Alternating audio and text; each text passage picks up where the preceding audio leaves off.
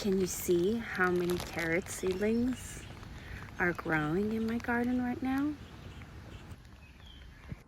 Hello, welcome back to the channel. So today's gonna be a little update video on my carrot seeding method.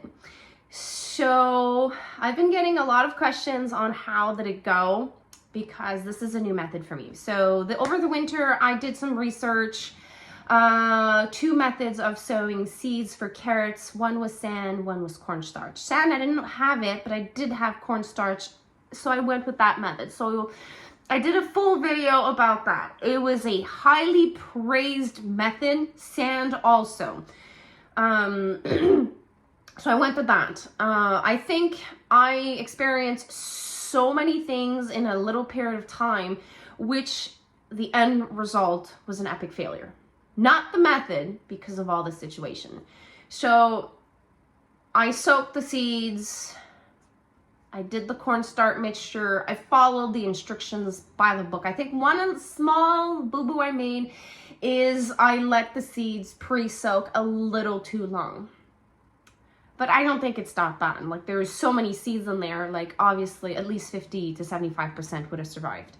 So I don't think that was a big deal. So here's what my one of the garden beds looks like. It's a jungle. I think the weeds are having a fun time. They love that garden bed, but carrots don't. So after I did the cornstarch mixture, I sowed everything, it rained, which is perfect. This is what you want. And the reason why I went with cornstarch is because I don't have to water. Sand, I would have to water a couple of times a day for a couple of days until it germinates, because they're very finicky seeds. But then I was hit with like multiple days of rain. So my seeds probably scattered everywhere, which would have been not so bad, because I could have just like relocate them, maybe lose a couple, but then I would have worked something out if I had the time. But then I was hit with high temperatures and a drought, and then a water ban, and then dip in temperatures. So within that month, my seedlings experienced like the full package of stuff that we're not supposed to. So right now, I don't think I'll have any carrots, or if I do, maybe like, I probably have like 100 seedlings right now of the 6-7 rows I planted.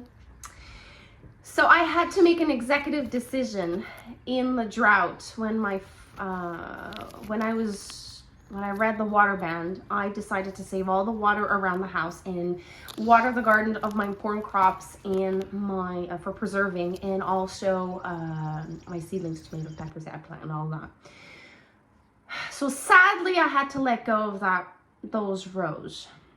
I might have carrots from, like, I know I have 3 rows of onions and 1 row of carrots. I had a row of cabbage, and then next to a cabbage I put in a row of carrot there. I might have some, but I won't have enough to preserve. So I know that I will be able to have a crop in the fall, and probably I'll plant some in the tunnel late fall, early, so that I can have some like just before Christmas. Hoping I'll look for smaller size, shorter days to maturity carrots.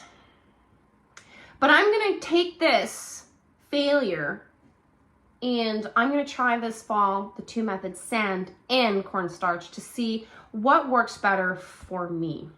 Because like both techniques were like highly praised. So I know it's not the technique. I know it's the elements. It could be something I've done. So I'm gonna do it again, and I'm gonna take the opportunity of growing a little bit more tomatoes. So I'm flipping that row, removing all the weeds, amending a little bit. And I'm just gonna plant 10 more paste style tomato there. That's it.